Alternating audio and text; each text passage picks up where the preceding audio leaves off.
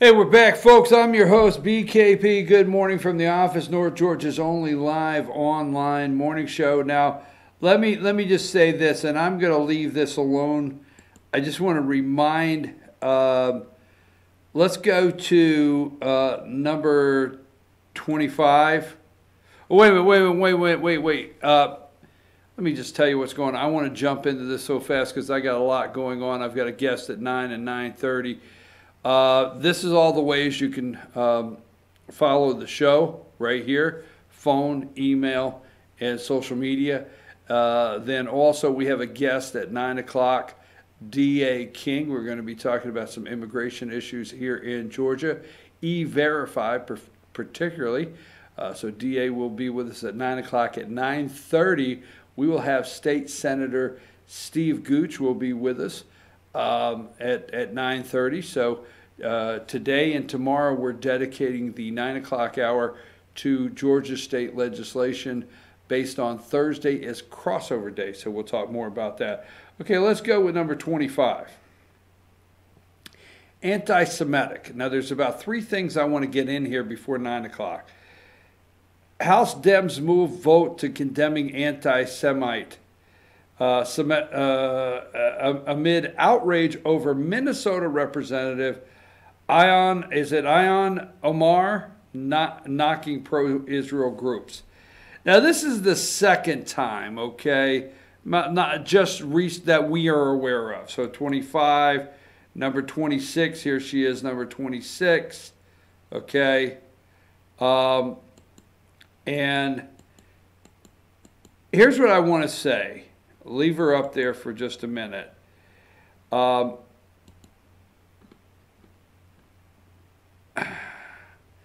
By voting, Somalis commit to Minnesota and inspire younger generations. Election win for Omar. Just confirm a spot at the table for Somali Muslims in Minnesota politics, okay?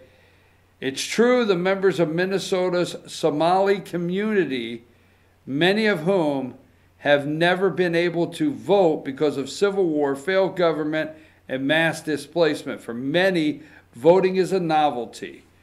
All right, I just want you to remember every time you see her and you talk about anti-Semitic and you think about Muslim and you think about Somalis, this woman is the representative of the 5th District of Minnesota. Meaning enough people in the 5th District of Minnesota, that's the scary part, not just her, felt it's okay to send her to Congress, all right? And remember every time you see her that 99% were Muslim, 99% Muslim. Now, in effort not to go there today, I've always been cautious with not questioning somebody's Christianity. I always have. If somebody says they're a Christian, they're a Christian. But I tell you what, Barack Hussein Obama, I feel in my gut, he's actually a Muslim. That's what I'm thinking. And now I'm in trouble, right? 93% were Muslim out of 43,000 Somali refugees that settled in the United States under Obama. The Obama administration resettled 8,000, and when this article came out, it was 2016. Obama administration resettled 8,858 Somali refugees in the United States last year, and nearly 43,000 during the 8 years. Muslims. It's a Trojan horse. My God, did we not see a Trojan horse enter this country by the number of 43,000 through Obama? Now in the 5th District of Minnesota, we have a representative that we changed the rules of the House of Representatives to allow her to wear a religious cover over her head. No, nothing's happening at the southern border. No, nothing's happening. No, there will not be enough people across the southern border to put us in a position where these people will be in mass areas that they will be able to control voting and win a district. Just saying.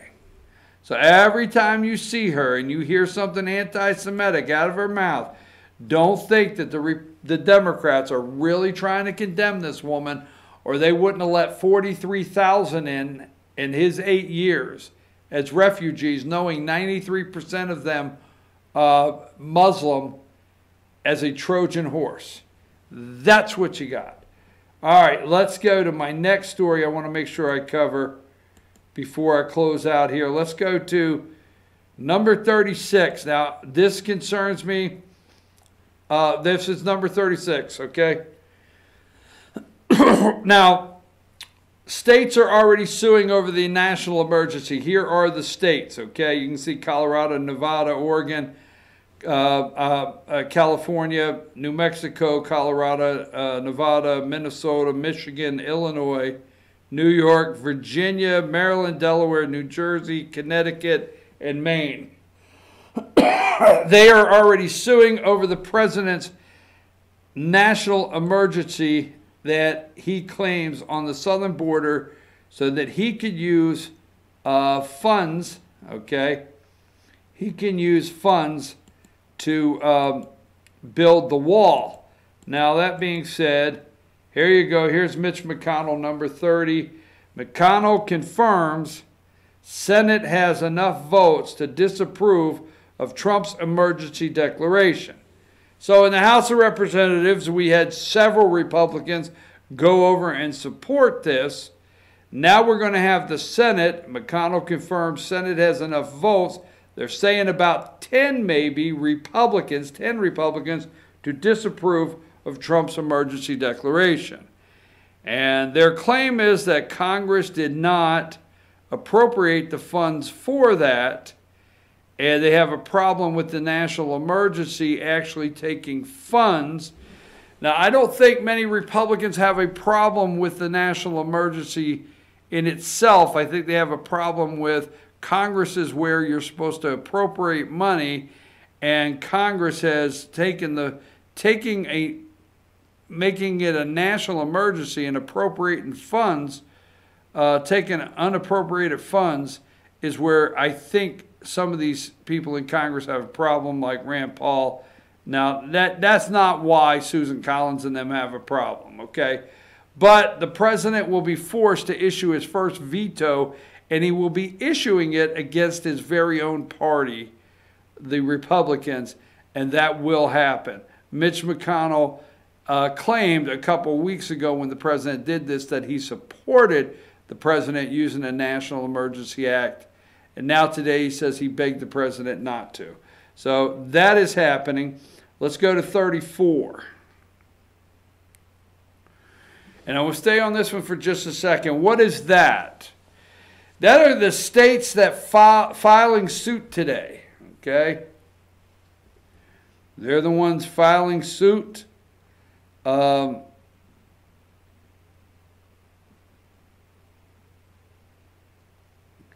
In fact, they're the ones filing suit, and I don't see why California is not on there. All right? California should be on there. But anyhow, let me go to, let's go here because that's not,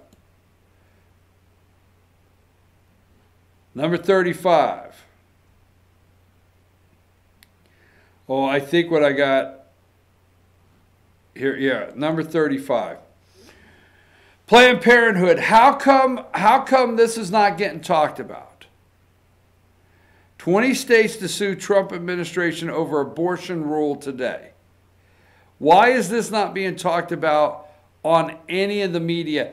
In fact, why is this not being talked about by the groups that want Planned Parenthood defunded? Why is this not really making headlines out there?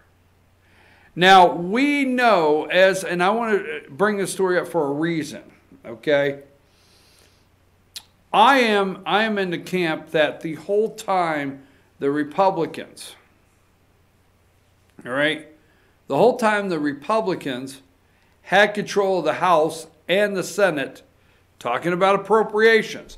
And the reason I want to do this right behind the national emergency is because you have 10, okay? You may have up to 10 Republican senators, and you did have Republicans move over in the House to vote positive for to vote with Democrats to stop the president's national emergency on the southern border to take funds and build the wall. Now that I got all that together, why does this what is their reasoning for the most part? Because Congress appropriates money. And they're not happy, some of them, especially Rand Paul, with the president taking funds that Congress did not appropriate and use them in a way that Congress did not appropriate. But for years, they let Planned Parenthood take funds, Congress did, that's all of them, House and Senate, they let them take funds that was not appropriated for abortion and used for abortion, knowingly use it for abortion. And the president, and I'm going to say single-handedly, now he does have the support of several in Congress, all right, but the president is actually the one that's stripping Planned Parenthood of their abortion funds, and it's got them on edge. Now remember, what was the big win? I'm going to tell you, President Trump is the most pro-life president in my lifetime. What was the big win in California in the Supreme Court? What was the big win? The big win was if people came in, okay, if a lady came into a pro-life women's center, support center, the state of California was requiring, if you were faith-based women's health care center in California, the state of California was requiring that the faith-based center give the individual a list of places that they could go have an abortion. They had to give the other side that, hey, you know, an abortion's an option and here's all the places. And the faith-based women's health centers said, no, we're not going to do that. We're here to provide support, help for the women. If they get pregnant, we're here to help them all the way through the pregnancy. We're not going to provide them information on abortion. Went to the Supreme Court, right? Supreme Court said that faith-based women's health centers in California were not required to tell these ladies and give them information on abortion. They won. Now the opposite. And the president has done this, and it's not getting any airplay. 22 states are suing to stop President Trump from defunding Planned Parenthood abortion business. Now, Planned Parenthood continues to come out and tell you what? That they are a women's health facilities. Why they do this screening and that screening, and abortion's a small part of what they do. All right? The problem is they want the money for those abortions, and those are lies. So President Trump's effort to defund the abortion giant Planned Parenthood is being challenged by 22 states. Now listen what it does. The first lawsuit by California, okay, obviously is coming in with 22. Let's see. Last week, the Trump administration finalized, okay? Last week, the Trump administration finalized the new Title X rule that requires health care entities to completely separate abortion from taxpayer-funded services. Planned Parenthood receives $60 million annually through the program. Already has said it will not comply. entities, listen to this, entities have 120 days to financially separate their family planning and abortion operations. You only got 120 days to separate financially. And you have 1 year to physically separate their family planning and abortion operations. Okay? What will happen, all right, here's the states that are suing. The states that are suing besides California, Colorado, Connecticut, Delaware, Washington, D.C., Hawaii, Illinois, Maryland, Massachusetts, Michigan, Minnesota, Nevada, New Jersey, New Mexico, New York, North Carolina, Pennsylvania, Rhode Island, Vermont, Virginia, Wisconsin, all right? Now, they're no longer, remember, it is Planned Parenthood that is choosing not to comply with the rule, making abortion its core mission, rather than real health care, all right? The abortion chain could continue to receive Title X funds. Now, they're going to continue to receive the Title X funds, but Planned Parenthood made it clear they will not comply because abortion is their backbone of their business, whether they lie or not. Meanwhile, community health centers vastly outnumber Planned Parenthood and provide far more comprehensive medical services to low-income and minority women across the country. They still have access to the funds that low-income individuals will have the options for medical needs. Nothing changes, no matter what the lie is, for low-income medical needs. These centers are out there. There's a lot more of these centers than just Planned Parenthood, and they will receive the funding.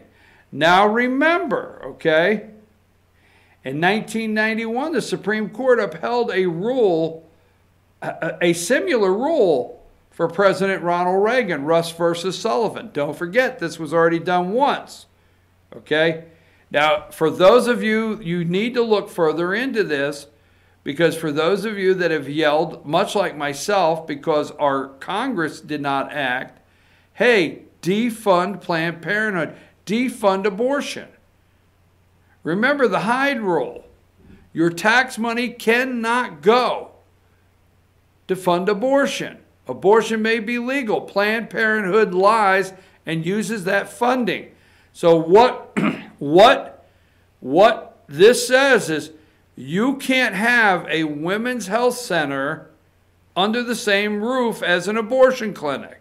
So separate it out. We're not telling you can't have your abortion clinic, but separate it out, separate it financially, because we're only giving money to Planned Parenthood and other low-income, all right, Title X, low-income women's health centers that are truly, that's what they are, because that's what the money is allocated for, appropriations in Congress, not abortions.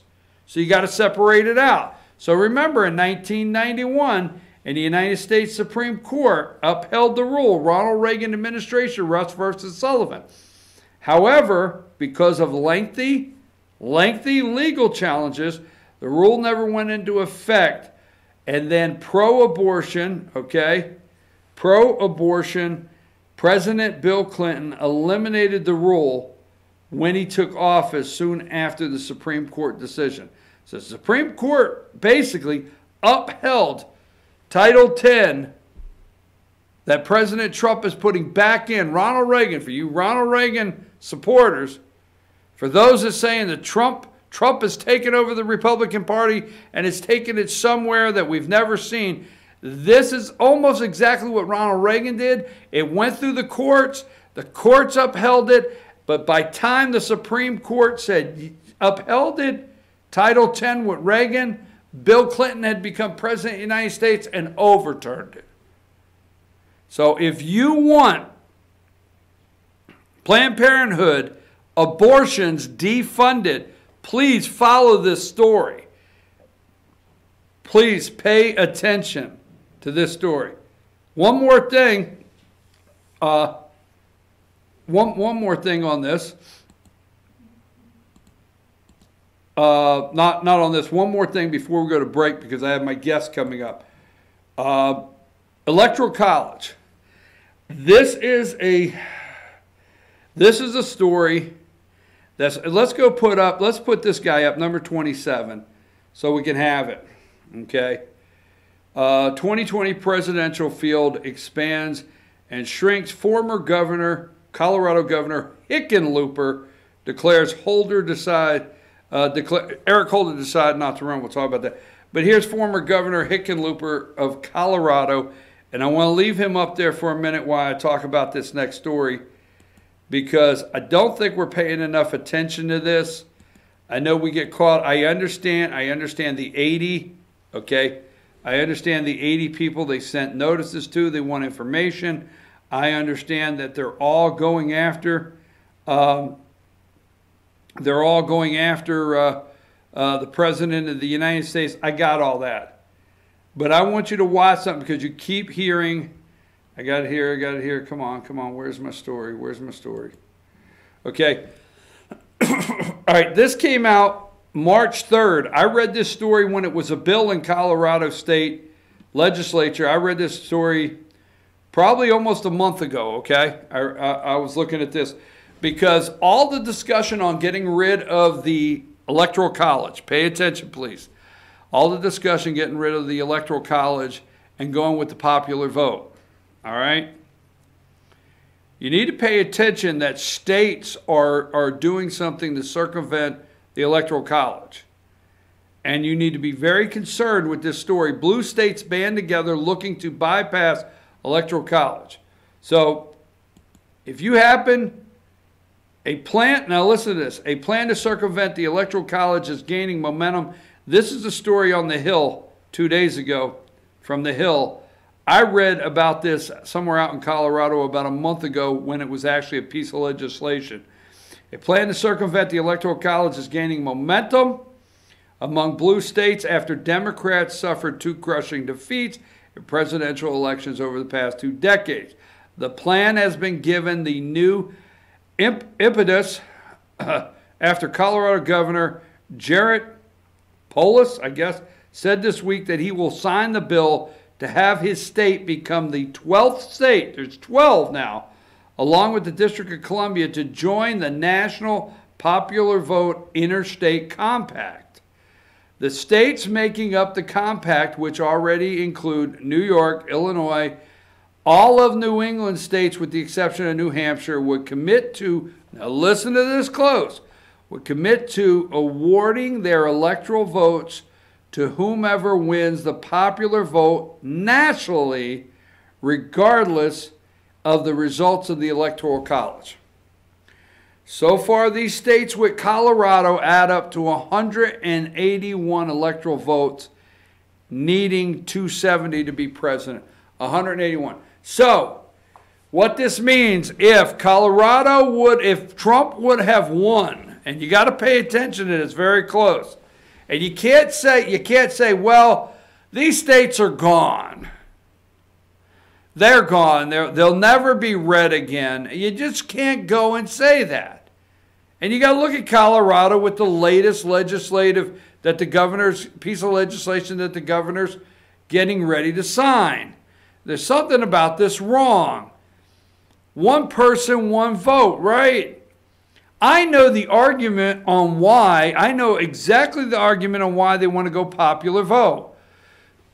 Because if they go popular vote, they go New York, New York, New Jersey, they grab that base, the Northeast, they grab as many votes there, that solid block. Then they jump over to California, Oregon, and Washington State, and they grab that solid block. And then the rest of us stuck out here have to live according to what the left and right coast of this country, deem that we should be living under, regardless of what it is.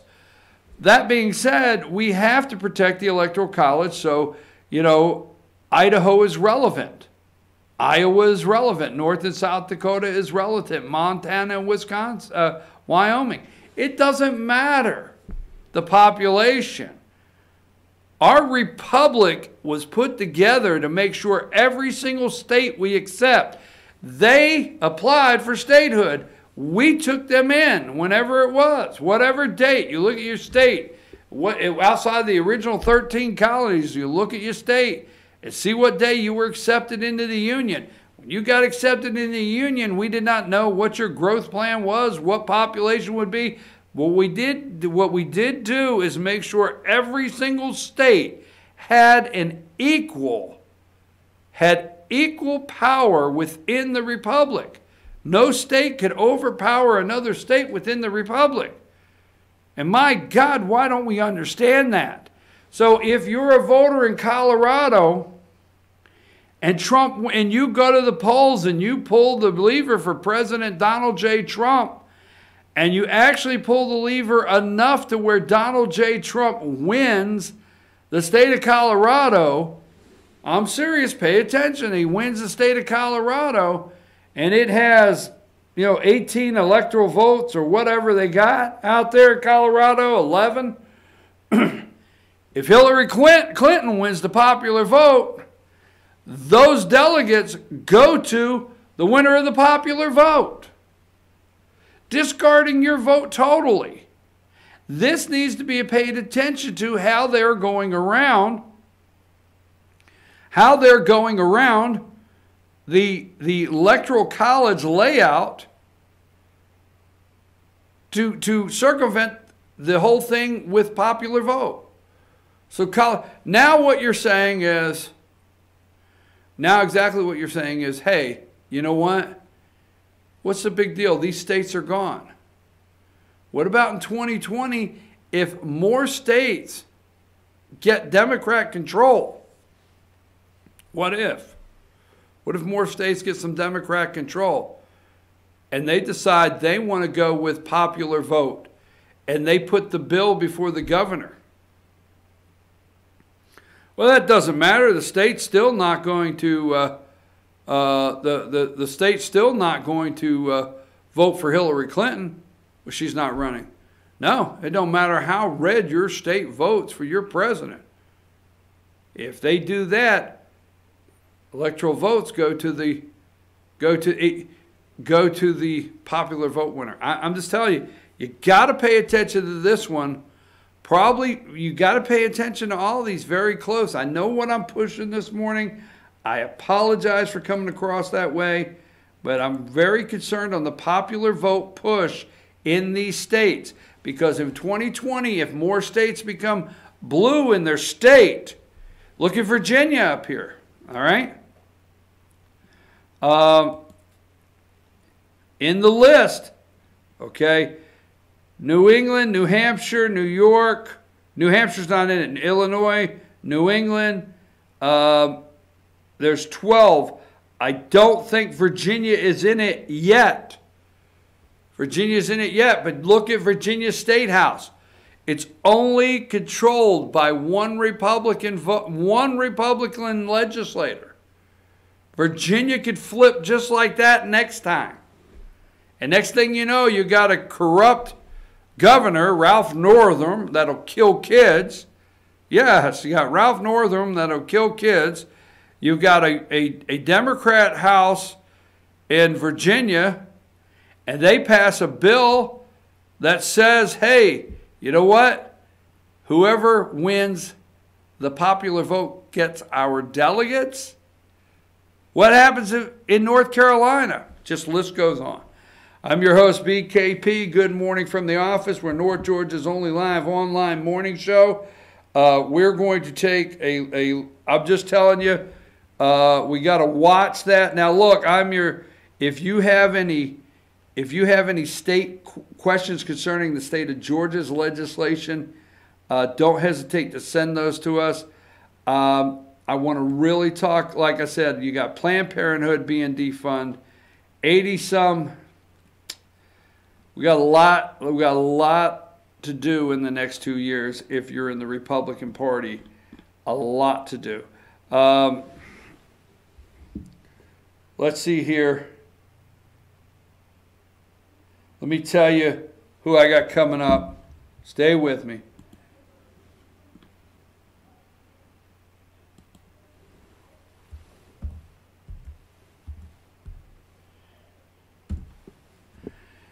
All right, we've got at 9 o'clock, We've got D.A. King coming up with us, okay? He is a